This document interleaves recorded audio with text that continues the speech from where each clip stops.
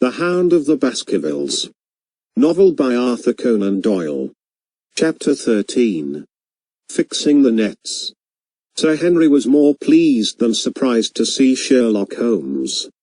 For he had for some days been expecting that recent events would bring him down from London. He did raise his eyebrows, however, when he found that my friend had neither any luggage nor any explanations for its absence. Between us we soon supplied his wants, and then over a belated supper we explained to the baronet as much of our experience as it seemed desirable that he should know. But first I had the unpleasant duty of breaking the news to Barrymore and his wife. To him it may have been an unmitigated relief, but she wept bitterly in her apron. To all the world he was the man of violence. Half animal and half demon. But to her he always remained the little wilful boy of her own girlhood. The child who had clung to her hand. Evil indeed is the man who has not one woman to mourn him. "I've been moping in the house all day since Watson went off in the morning," said the baronet. "I guess I should have some credit, for I have kept my promise. If I hadn't sworn not to go about alone I might have had a more lively evening. For I had a message from Stapleton asking me over there." "I have no doubt that you would have had a more lively evening," said Holmes dryly. "By the way, I don't suppose you appreciate that we have been mourning over you as having broken your neck." Sir Henry opened his eyes. "How was that? This poor wretch was dressed in your clothes. I fear your servant who gave them to him may get into trouble with the police." "That is unlikely. There was no mark on any of them, as far as I know." "That's lucky for him. In fact, it's lucky for all of you. Since you are all on the wrong side of the law in this matter, I am not sure that as a conscientious detective my first duty is not to arrest the whole household. Watson's reports are most incriminating documents." "But how about the case?" asked the baronet. "Have you made anything out of the tangle? I don't know that Watson and I are much the wiser since we came down. I think that I shall be in a position to make the situation rather more clear to you before long. It has been an exceedingly difficult and most complicated business. There are several points upon which we still want light, but it is coming all the same. We've had one experience, as Watson has no doubt told you. We heard the hound on the moor, so I can swear that it is not all empty superstition. I had something to do with dogs when I was out west. And I know one when I hear one. If you can muzzle that one and put him on a chain I'll be ready to swear you are the greatest detective of all time. I think I will muzzle him and chain him all right if you will give me your help. Whatever you tell me to do I will do." "Very good, and I will ask you also to do it blindly, without always asking the reason. Just as you like. If you will do this I think the chances are that our little problem will soon be solved. I have no doubt." He stopped suddenly and stared fixedly up over my head into the air. The lamp beat upon his face. And so intent was it and so still that it might have been that of a clear-cut classical statue. A personification of alertness and expectation. "What is it?" we both cried. I could see as he looked down that he was repressing some internal emotion. His features were still composed, but his eyes shone with amused exultation. "Excuse the admiration of a connoisseur," said he as he waved his hand towards the line of portraits which covered the opposite wall. "Watson won't allow that I know anything of art, but that is mere jealousy because our views upon the subject differ. Now, these are a really very fine series of portraits." "Well, I'm glad to hear you say so," said Sir Henry, glancing with some surprise at my friend. "I don't pretend to know much about these things. And I'd be a better judge of a horse or a steer than of a picture. I didn't know that you found time for such things. I know what is good when I see it, and I see it now. That's an Ella, I'll swear, that lady in the blue silk over yonder. And the stout gentleman with the wig ought to be a Reynolds. They are all family portraits, I presume?" "Every one." "Do you know the names?" "Barrymore has been coaching me in them, and I think I can say my lessons fairly well." "Who is the gentleman with the telescope?" That is Rear Admiral Baskerville, who served under Rodney in the West Indies. The man with the blue coat and the roll of paper is Sir William Baskerville, who was chairman of committees of the House of Commons under Pitt. And this cavalier opposite to me, the one with the black velvet and the lace. Ah, you have a right to know about him. That is the cause of all the mischief. The wicked Hugo, who started the Hound of the Baskervilles. We're not likely to forget him. I gazed with interest and some surprise upon the portrait. Dear me, said Holmes, he seems a quiet, meek-mannered man enough.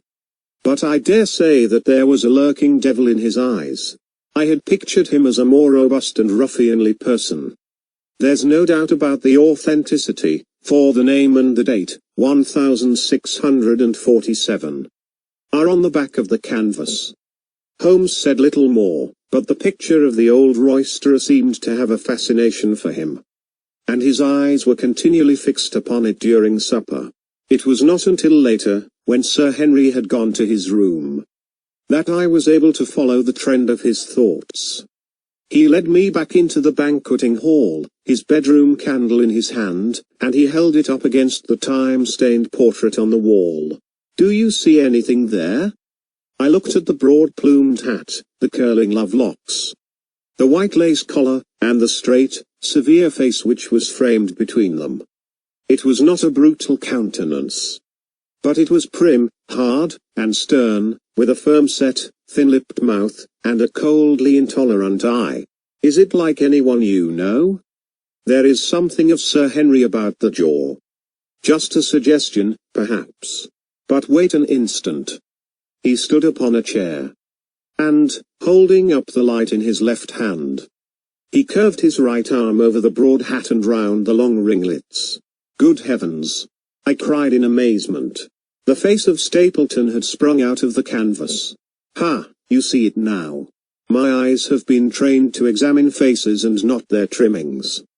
It is the first quality of a criminal investigator that he should see through a disguise. But this is marvelous. It might be his portrait. Yes, it is an interesting instance of a throwback, which appears to be both physical and spiritual.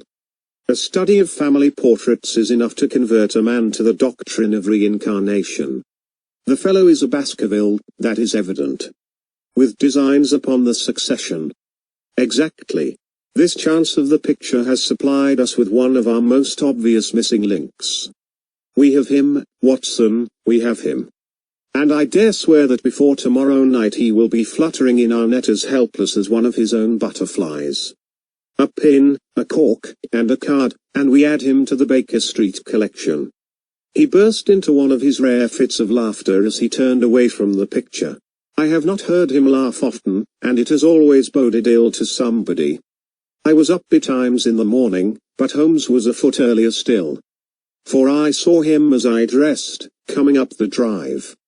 Yes, we should have a full day today, he remarked, and he rubbed his hands with the joy of action. The nets are all in place, and the drag is about to begin. We'll know before the day is out whether we have caught our big, lean-jawed pike, or whether he has got through the meshes.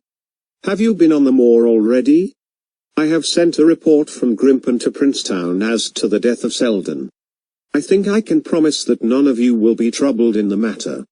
And I have also communicated with my faithful Cartwright, who would certainly have pined away at the door of my hut, as a dog does at his master's grave, if I had not set his mind at rest about my safety. What is the next move? To see Sir Henry. Ah, here he is. Good morning, Holmes, said the baronet. You look like a general who is planning a battle with his chief of the staff. That is the exact situation. Watson was asking for orders. And so do I. Very good. You are engaged, as I understand, to dine with our friends the Stapletons tonight. I hope that you will come also. They are very hospitable people, and I am sure that they would be very glad to see you. I fear that Watson and I must go to London. To London? Yes, I think that we should be more useful there at the present juncture. The baronet's face perceptibly lengthened. I hoped that you were going to see me through this business. The Haw and the Moor are not very pleasant places when one is alone. My dear fellow, you must trust me implicitly and do exactly what I tell you. You can tell your friends that we should have been happy to have come with you. But that urgent business required us to be in town. We hope very soon to return to Devonshire. Will you remember to give them that message? If you insist upon it. There is no alternative, I assure you. I saw by the baronet's clouded brow that he was deeply hurt by what he regarded as our desertion. When do you desire to go? He asked coldly. Immediately after breakfast. We will drive into Coombe Tracy. But Watson will leave his things as a pledge that he will come back to you. Watson, you will send a note to Stapleton to tell him that you regret that you cannot come. I have a good mind to go to London with you, said the baronet. Why should I stay here alone? Because it is your post of duty. Because you gave me your word that you would do as you were told, and I tell you to stay. All right, then, I'll stay. One more direction. I wish you to drive to Merripit House. Send back your trap, however, and let them know that you intend to walk home.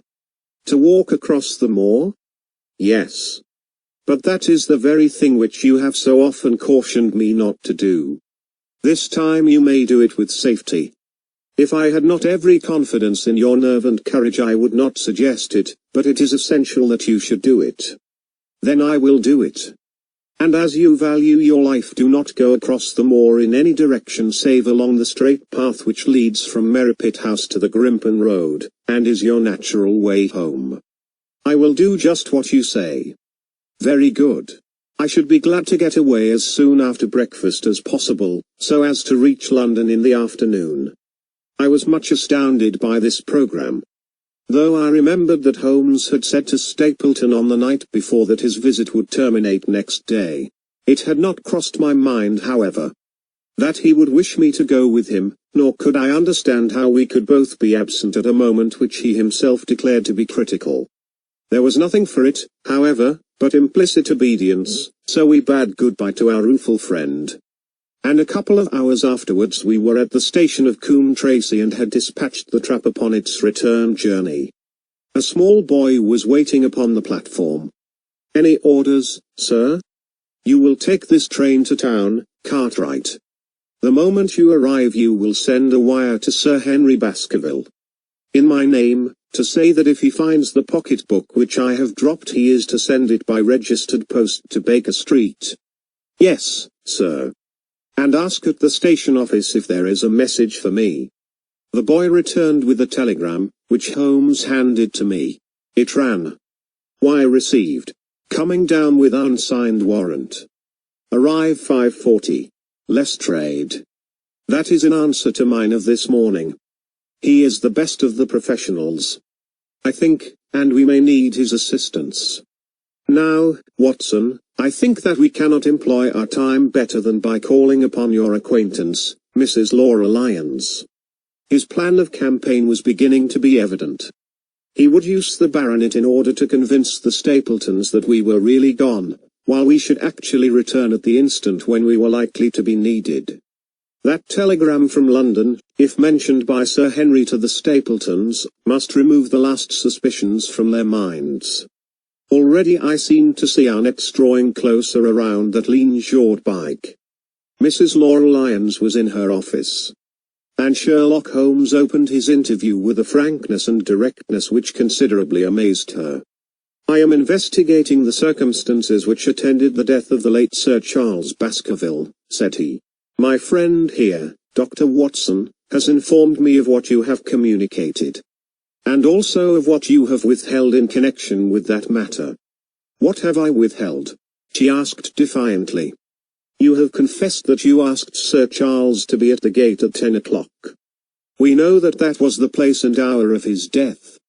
You have withheld what the connection is between these events.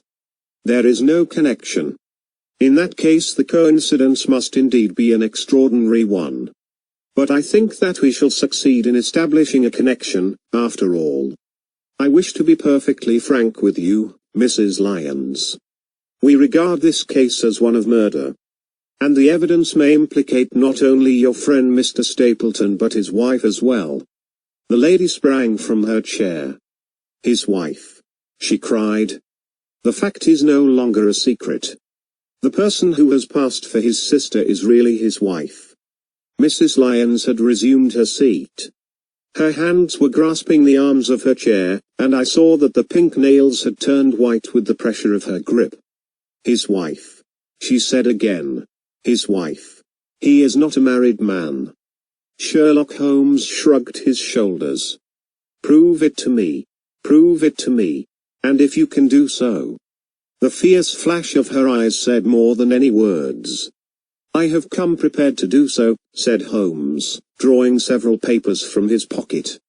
Here is a photograph of the couple taken in York 4 years ago. It is endorsed Mr. and Mrs. Vandeleur, but you will have no difficulty in recognizing him. And her also, if you know her by sight. Here are 3 written descriptions by trustworthy witnesses of Mr. and Mrs. Vandeleur, who at that time kept St. Oliver's private school. Read them and see if you can doubt the identity of these people. She glanced at them, and then looked up at us with the set, rigid face of a desperate woman. Mr. Holmes, she said, this man had offered me marriage on condition that I could get a divorce from my husband. He has lied to me, the villain, in every conceivable way. Not one word of truth has he ever told me. And why? I imagined that all was for my own sake. But now I see that I was never anything but a tool in his hands. Why should I preserve faith with him who never kept any with me? Why should I try to shield him from the consequences of his own wicked acts? Ask me what you like, and there is nothing which I shall hold back. One thing I swear to you, and that is that when I wrote the letter I never dreamed of any harm to the old gentleman, who had been my kindest friend. I entirely believe you, madam, said Sherlock Holmes. The recital of these events must be very painful to you, and perhaps it will make it easier if I tell you what occurred, and you can check me if I make any material mistake. The sending of this letter was suggested to you by Stapleton? He dictated it. I presume that the reason he gave was that you would receive help from Sir Charles for the legal expenses connected with your divorce? Exactly. And then after you had sent the letter he dissuaded you from keeping the appointment? He told me that it would hurt his self-respect that any other man should find the money for such an object. And that though he was a poor man himself he would devote his last penny to removing the obstacles which divided us. He appears to be a very consistent character. And then you heard nothing until you read the reports of the death in the paper? No.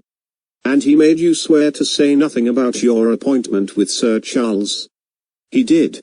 He said that the death was a very mysterious one, and that I should certainly be suspected if the facts came out. He frightened me into remaining silent. Quite so. But you had your suspicions? She hesitated and looked down. I knew him, she said. But if he had kept faith with me I should always have done so with him. I think that on the whole you have had a fortunate escape, said Sherlock Holmes. You have had him in your power and he knew it, and yet you are alive. You have been walking for some months very near to the edge of a precipice. We must wish you good morning now, Mrs. Lyons, and it is probable that you will very shortly hear from us again. Our case becomes rounded off, and difficulty after difficulty thins away in front of us, said Holmes as we stood waiting for the arrival of the express from town. I shall soon be in the position of being able to put into a single connected narrative one of the most singular and sensational crimes of modern times. Students of criminology will remember the analogous incidents in Godno, in Little Russia, in the year 66, and of course there are the Anderson murders in North Carolina. But this case possesses some features which are entirely its own. Even now we have no clear case against this very wily man. But I shall be very much surprised if it is not clear enough before we go to bed this night. The London Express came roaring into the station, and a small, wiry bulldog of a man had sprung from a first-class carriage. We all three shook hands, and I saw at once from the reverential way in which Lestrade gazed at my companion that he had learned a good deal since the days when they had first worked together. I could well remember the scorn which the theories of the reasoner used then to excite in the practical man. "Anything good?" he asked. "The biggest thing for years," said Holmes. "We have 2 hours before we need think of starting. I think we might employ it in getting some dinner and then. Lestrade, we will take the London fog out of your throat by giving you a breath of the pure night air of Dartmoor. Never been there? Ah, well, I don't suppose you will forget your first visit." End of the chapter. Thank you.